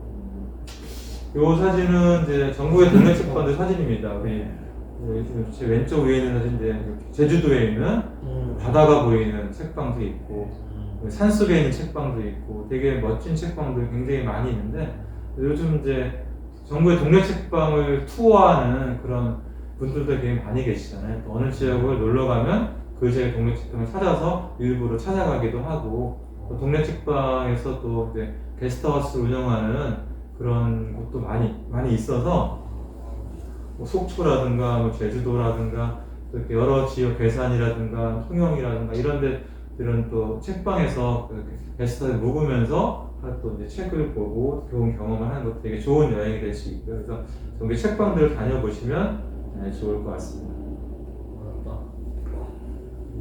네, 저는 이제 우리가 많은 이제 꿈을 꾸는데 그 꿈은 이제 우리가 선한 의지를 갖고 오랜 시간 지치지 않고 꾸준히 노력할 때 이루어진다고 생각이 들어요. 근데 사실 굉장히 좀 지치죠. 지치는 게 제일 문제인데, 저도 이제 뭐 독서 운동을 99년부터 했으니까 지금 이제 만으로 이제 22년이 넘었는데, 지금 저는 그래도 다행히 좀 지치지는 않았던 것 같아요. 되게 이제 좋은 분들 많이 만나고 또 운도 좋고 그래서 지치지 않게 재밌게 할 수 있었는데 지칠 수가 있습니다. 근데 이제 우리가 지치지 않고 꾸준히 했으면 좋겠고요.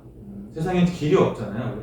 원래는 길이 없었잖아요. 근데 건너생 많아지면서 길이 된다고 시인 선생님이 얘기하셨는데 나무를 심은 사람이라는 그림책을 제가 가장 좋아합니다. 우리 배지의 구피에라고 하는 그 노인이 30년 동안 이제 어떤 도토리를 좋은 도토리를 심으면서 또 황폐해진 한 마을을 정말 많은 사람들이 모여서 사는 그런 좀 멋진 마을로 바꾼, 물론 이게 이제 실화는 아니고 픽션이지만 굉장히 아름다운 이야기라서 굉장히 좋아하고 이렇게 제가 계속 생각을 하면서 이렇게 저는 이제 나무를 심는 사람 측에 여러 종류거든요.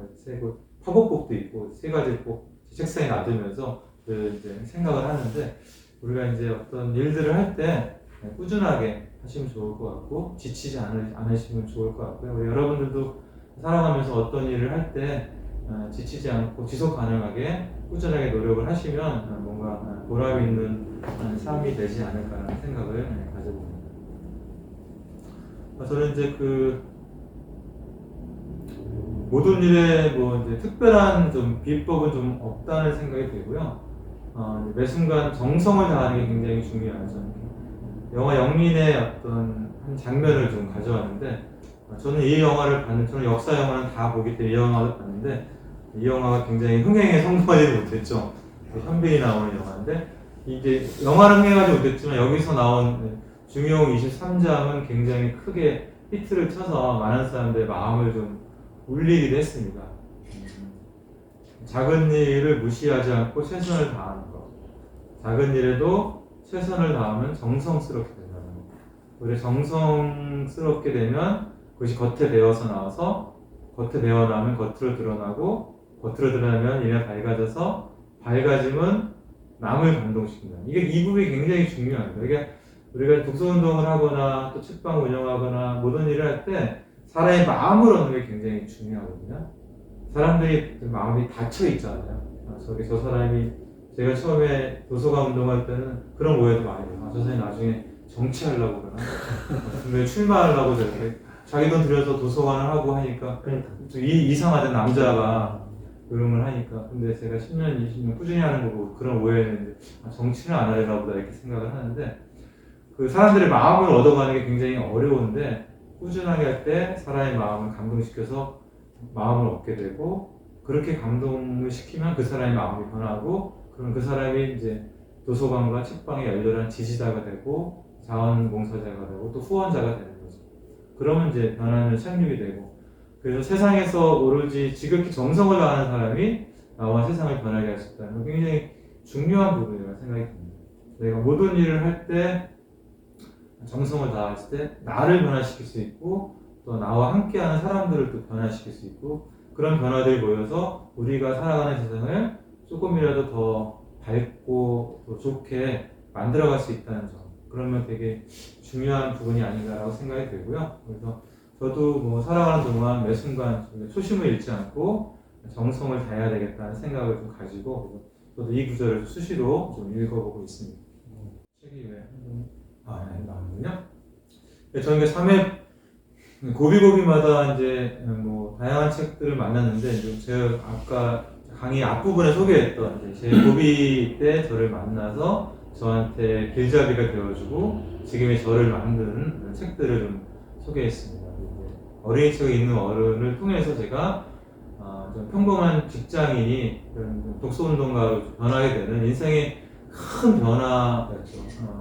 지금 제가 이제 이 책을 만나지 않았으면 지금은 이제 평범한 직장 생활하다가 이제 정년퇴직 눈앞에 두거나 아니면 그 전에 잘렸을지도 모르죠. 회사에서 밀렸을지도 몰라서 뭐하고 사나 노후를 이런 걱정을 했을지도 모르는데 제가 이 책을 만나고 해서 독서운동을 하게 되고 그러면서 이제 좀 삶도 바뀌고 이 독서운동이라고 하는 거를 20년 이상 하면서 정말 많은 분들 만나고 신남이 과장님 같은 정말 멋진 독서운동의 선배도 만나고 신남이 과장님은 저하고 이제 동갑인데 저는 뭐 동갑이지만 저보다 10년 먼저 시작하신 분이고 큰 선배라고 생각하고 있어요. 많은 것을 배우고 있고요.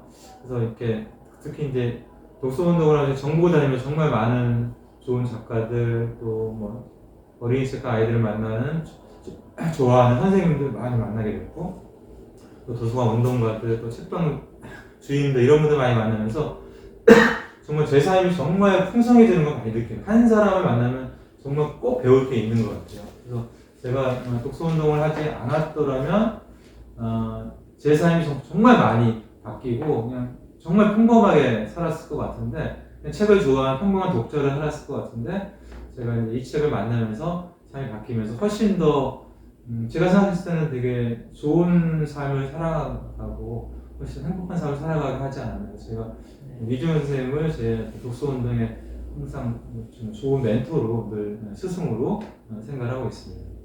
그다음에 여기 아침 독서 관련 책을 제가 보면서 이제 또 운 좋게 한국의 아침 독서 운동을 시작할 수 있게 되었고 또 전국에 수천 개가 넘는 학교에 아침 독서하는 시간을 만들고 또 많은 아이들이 그 시간에 책을 만나면서 좋은 시간들을 가지게 된 것 같아요. 그래서 이런 아침 독서를 시작하게 된 그런 계기를 만들어준 책도 굉장히 귀한 책이고요.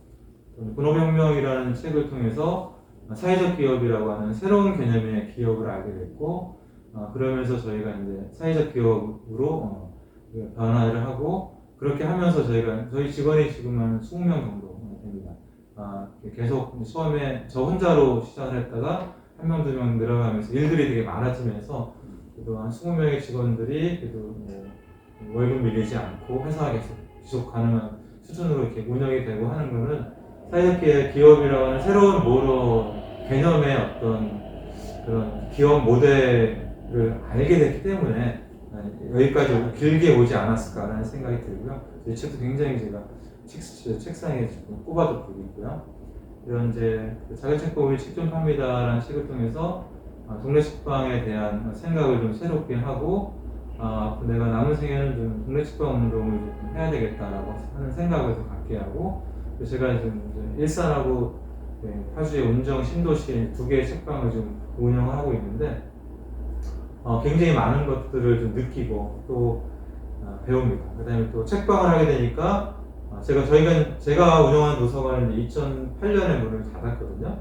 그래서 한 10년 정도 운영을 했는데 그거를 이제 도서관 안 하니까 아무래도 이제 책들을 보는 게 좀 한계가 있는데 책방을 하니까 평소 안 보던 굉장히 넓은 스펙트럼의 책들을 다 보게 되는 거예요. 그러면서 굉장히 많이 책들을 알게 되고 많이 저도 배우게 돼서 되게 좋고 또 책방을 사랑하는 좋은 분들이 정말 많이 계시더라고요. 그런 분들하고 좀 관계를 맺으면서 저도 많이 배우고 그러면서 정말 좋습니다. 그다음에 전국 동네 책방 네트워크라고 이제 동네 책방의 연대 모임이 한 30개 정도 동네 책방에 모여 있는데 굉장히 훌륭하고 멋진 분들이 많이 계세요. 저자분들도 많이 계시고 그분들 제가 이제 전국에 어딜 가나 다 동료들이 있거든요. 그래서 그런 분들과 인연을 맺는 것도 굉장히 좋고 그래서 이런 작은 책방 우리 책 좀 팝니다도 굉장히 의미 있는 저한테 의미 있는 책이었던 것 같습니다. 그래서 이제 저는 나는 책나무를 심는다라는 책은 제가 한 1999년부터 한 18년 정도 독서 운동을 좀 하면서 느꼈던 것들, 경험했던 것들, 아쉬운 점들 이런 걸 조금 정리를 해야겠다는 생각이 들어서 저도 이제 정리를 해야겠다는 몇 년 전부터 했는데 정리가 안 되네요. 왜 정리가 안 되냐면 저도 일이 되게 많은 사람이라 주어진 현안을 막 하다 보면 이거는 누가 하라는 얘기 안 하니까 계속 뒷전은 맨 마지막 순위를 밀리는 거예요. 그래서 제가 한 4, 5년 정도 지난 다음에는 책을 써야겠다고 생각하고 4, 5년 뒤에는 이러다가 평생 못 쓸 것 같아서 제가 아는 출판사 계약을 했어요. 난 계약을 하자. 그래서 계약금을 줘라. 계약을 하면 계약금을 100만 원을 주거든요. 그러면 계약하고 몇 개월까지 언제까지 초고를 준다 이런 약속이 있어요. 그래서 그렇게 이제 계약을 하니까 막 부담감이 좀 썼는데 또 바쁘니까 또 막 시간이 안 돼요. 그래서 한 몇 개월 지난 다음에는 내가 계약금을 돌려보내주면 안 되겠냐. 그렇기 때문에 절대 안 된다는 거예요. 막 그래갖고 그런 디데이를 정하자 이렇게 해서 디데이 정하고 그때부터는 매일 새벽에 일어나서 최소 1시간씩 정리를 하고 이렇게 해서 6개월 동안 이제 책을 좀 썼거든요. 그래서 그렇게 아니었으면 평생 책을 못 썼을 것 같더라고요. 근데 이제 또 책을 쓰니까 나름대로 제가 정리도 되고 또 많은 분들도 많이 도움이 됐다고 많이 얘기하고 이 책 보시고 또 다른 분들도 책을 쓰는 자극도 되고 그래서 책을 낸 거는 또 제가 한 일 중에 굉장히 잘한 일이라는 생각이 좀 들더라고요. 그래서 우리 관장님도 꼭 책을 좀 쓰시길 바랍니다. 계약을 먼저 책 쓰는 시간에 제가 자원을 썼어요. 네, 자원사장 나오셨으니까 책을 쓰시는 것도 뭐 어렵지는 않으시겠네요. 네. 그래서 제가 여기 제가 그 좋아하는 시가 우리 미국의 그 시인의 사상가인 렐퍼드 에머슨의 시 굉장히 좋아하고 자주 봅니다. 이분이 이제 얘기하는 이 시를 통해서 제가 이혜인 수녀님 책에서 이 시를 처음 만나고 너무 좋더라고요. 이제 우리가 세속적으로 이제 돈을 많이 벌거나 큰 어떤 뭐 높은 지위에 오르거나 뭐 이런 거를 이제 성공한 거라고 생각하는데 이제 에머슨을 이렇게 얘기하는 거죠. 제가 시를 한번 좀 읽어드리도록 하겠습니다. 무엇이 성공인가? 렐프월드 에머슨. 자주 그리고 많이 웃는 것. 현명한 이에게 존경을 받고 아이들에게서 사랑을 받는 것. 정직한 비평가의 찬사를 듣고 친구의 배반을 참아내는 것. 아름다움을 식별할 줄 알며 다른 사람에게서 최선의 것을 발견하는 것. 건강한 아이를 낳든 한때의 정원을 가꾸든 사회 환경을 개선하든 자기가 태어나기 전보다 세상을 조금이라도 살기 좋은 곳으로 만들어 놓고 떠나는 것. 자신이 한때 이곳에 살았음으로 해서 단 한 사람의 인생이라도 행복해지는 것. 이것이 진정한 성공이다. 에머슨은 그렇게 얘기하죠. 무엇이 진정한 성공인가? 자기가 태어나기 전보다 세상을 조금이라도 살기 좋은 곳으로 만들어 놓고 떠나는 것이 성공이다. 자기가 한때 이곳에 살았음을 해서 단 한 사람의 인생이라도 행복하게 만든다면 이것이 진정한 성공이라고 얘기합니다. 우리 도서관에서 관장님들 또 함께 하시는 분들이 뭐 힘든 면은 있겠지만 이 세법도서관을 운영하면서 많은 분들이 이곳에서 좋은 책을 만나고 좋은 분들을 만나면서 행복한 시간들을 보냈으리라 생각이 들고 그것이 이제 여러분들의 삶을 성공하는 삶으로 이끄는 것이라고 생각이 들어서 이제 보람 있는 일을 하신 거라고 생각을 갖고 자부심을 가지시면 좋겠습니다. 강의를 좀 마무리하려고 하는데요. 저는 이제 행복이라는 단어를 굉장히 좋아합니다. 제가 일하는 회사도 행복한 아침 도서, 제가 운영하는 책방도 행복한 책방이죠. 그리고 제 책의 뒷표지 카피도 책은 행복입니다. 카피입니다. 그러니까 우리가 살아가면서 제일 중요한 게 행복하게 살아가는 거잖아요. 행복하게 사는 게 굉장히 중요하죠. 소확행이라는 말도 있고요. 그래서 근데 저는 이제 여러 가지 행복에 이르게 하는 길이 여러 가지 있지만 가족과 함께 행복하게 지내고 연인과 함께 즐겁게 지내고 또 친구들과 좋은 시간을 보내고 여러 가지 또 개인적인 즐거움도 많이 있겠지만 또 책과 함께 하는 게 굉장한 즐거움을 좀 준다고 생각이 들어요. 저는 이제 오랫동안 책과 함께하는 시간을 가지면서 책을 보는 시간 자체가 굉장히 즐거웠고 또한 책을 좋아하는 선한 사람들과 관계를 맺으면서 제 삶이 훨씬 더 풍요로워지고 조금 더 나은 삶을 좀 살지 않았을까 하는 생각이 듭니다. 그래서 저는 독서라고 하는 행위가 자기 삶의 주인이 되는 길이다 라고 생각이 들고요. 책과 가까이 하는 삶이 저는 충분히 행복하다. 그래서 여러분들이 이 어떤 행복한 경험들을 좀 많이 누렸으면 좋겠다. 우리가 다른 즐거움들이 분명히 있지만 책은 정말 다양한 주제, 세상에 안 나오는 주제의 책이 없잖아요. 내가 궁금해하는 것들은 다 책에 나와 있잖아요. 그것도 되게 체계적으로 나와 있고 또 한 사람의 인생이 저만 해도 한 20년 동안의 역사를 정리한 책인데 다른 책들도 대부분 한 사람이 오랫동안 수십 년 동안 연구하고 고민했던 것들을 책으로 펴내는 거니까 한 사람의 삶을 한 권의 책을 보니까 굉장히 가성비가 있는 게 정말 독서라고 생각이 들어요. 얼마나 그것도 거의 한 15,000원 밖에 안 되는 책으로 한 권 책 한 권으로 한 사람의 삶을 우리가 볼 수 있고 배울 수가 있으니까 그렇다고 하면 정말 이렇게 쏟아져 나온 책을 우리가 이 책들을 충분히 보지 못하는 것을 우리가 억울하게 생각해야지 책을 우리가 하루 중에 단 10분도 읽지 않고 삶을 보내는 것을 굉장히 억울하다고 생각을 하셔야 됩니다. 우리가 정말 좋은 책들, 이 좋은 책들을 다 만나지는 못하겠지만 우리가 최선을 다해서 내 삶의 살이 되고 피가 될 수 있는 그런 책들을 많이 만나고 또 그 책을 또 좋아하는 되게 선한 분들, 좋은 분들과 함께 모임도 같이 하고 또 좋은 네트워크 관계를 맺으면서 내 삶도 좀 더 풍요롭게 하고 또 우리 또 친구들한테 또 좋은 책도 권하고 그러면서 우리 삶을 훨씬 더 좀 더 멋진 삶, 아름다운 삶으로 갖고 나가면 좋을 것 같습니다. 그런 어떤 과정에 책이 여러분 충분히 힘이 되고 도움이 될 거라고 생각이 드니까요. 근데 책 좋아하는 분들 중에 악한 분들 제가 거의 만나보지 못했습니다. 제 아는 분들의 대부분은 책을 좋아하는 분들인데 정말 좋은 분들이 많이 있으니까 이렇게 책을 통해 좋은 분들 많이 만나시고 좋은 인간관계 많이 형성하시면 좋을 것 같습니다. 네, 일단 제가 준비한 강의는 이걸로 좀 마치도록 하고 질문을 좀 받도록 하겠습니다. 질문보다는 네. 저는 좀 관장님한테 말씀해서 관장님한테 드릴 말씀 예. 말씀하세요. 왜냐면 도서관 이용객이니까 이용자니까 그 경험이 아까 그 현빈의 대사를 저는 음성하고 또 간격하고 이까지 다 기억을 하고 있는 사람이거든요. 근데 그거를 지금 오늘 이 자리에서 읽으면서 저 대사에 꼭 맞는 분이라는 말씀을 네. 아, 예, 감정이 탑을 맞은 거예요. 왜냐면 저는 극찬해야 된다.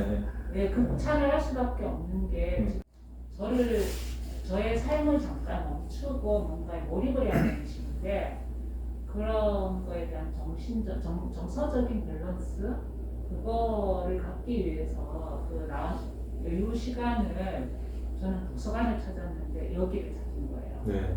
그래서 그 남은 여유 시간에 힐링의 장소로 쓰고 네. 있거든요. 네. 맞습니다. 예, 그러면서 힐링의 장소로 쓰면서 관장님이 어떤 이 도서관을 그동안 만들어내고 지켜오고 한 거에 대한 부분에 대해서 가늠을 하게 됐어요. 네. 꾸준하게 하신 걸 보면서 그래서 제가 좀 감동이 있었는데 오늘 그 대사를 보면서 다시 관장님 같고 네. 대사를 보시면서 관장님을 떠올리셨구나. 예, 예. 네. 꼭 돌려드리고 싶어요. 예. 그런 말씀을 표현해 주시니까 너무 감사해요. 마음을 생각하고 있어도 우리나라는 표현을 잘 하지 않잖아요.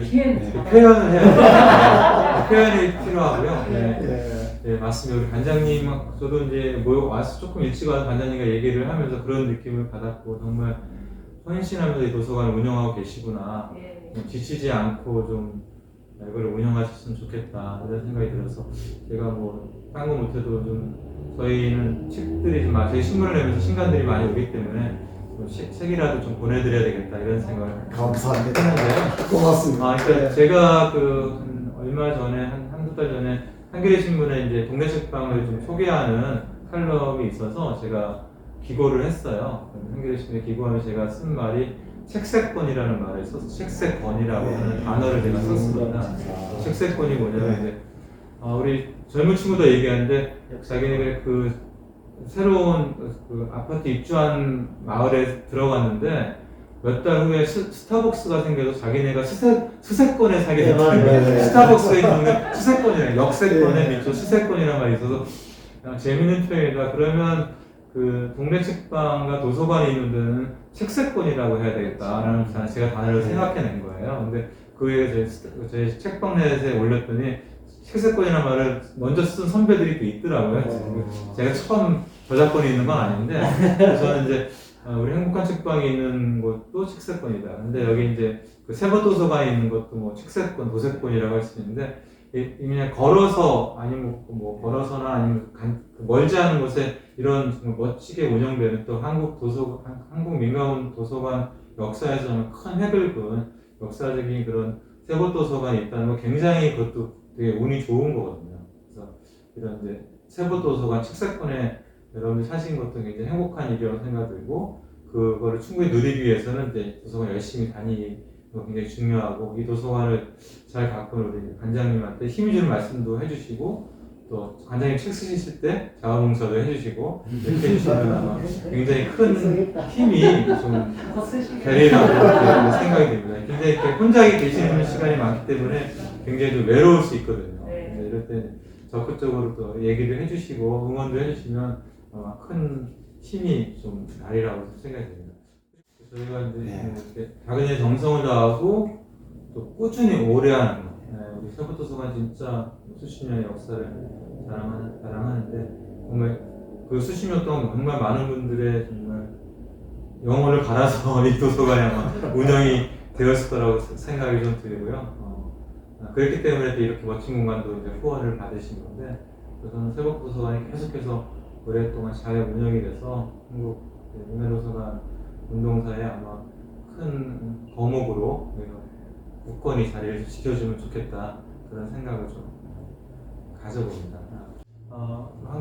몇 번 얘기했지만 한국 문화도서관 운동사에 좀 큰 획을 그은 세법도서관에 와서 큰 영광이고요. 사실 이게 이제 줌으로 처음에 하자는 제안이 있었는데 제가 세법도서관에 좀 와보고 싶었습니다. 제가 한 12여 년 전에 신하희 관장님 계실 때 왔었는데 10년도 더 넘었던 것 같아요. 근데 어떻게 변했는지 좀 궁금하고 해서 굳이 안 와봐도 되는데 제가 꼭 오겠다고 해서 세법도서관 보고 싶어서 왔습니다. 오니까 오길 참 잘했다는 생각이 들고요. 이렇게 관장님도 전화로만 하는 것과 꼭 뵙고 좀 이야기를 나누고 하는 게 되게 다르기 때문에 와서 하는 걸 잘했다는 생각이 들고요. 저한테는 세법도서관에 와서 이렇게라도 강의하게 돼서 큰 영광이라고 생각합니다. 네, 여러분 뵙게 돼서 반가웠습니다. 고맙습니다. 네. 예, 반갑습니다. 세법도서관 많이 잘 이용해 주시고 많이 도와주세요. 저도 도울 수 있는 걸 찾아보겠습니다. 예. 뵙고 싶었는데 예. 겹치더라고요. 예. 이렇게 얼굴 뵈니까 좋네요. 예. 네. 예. 다음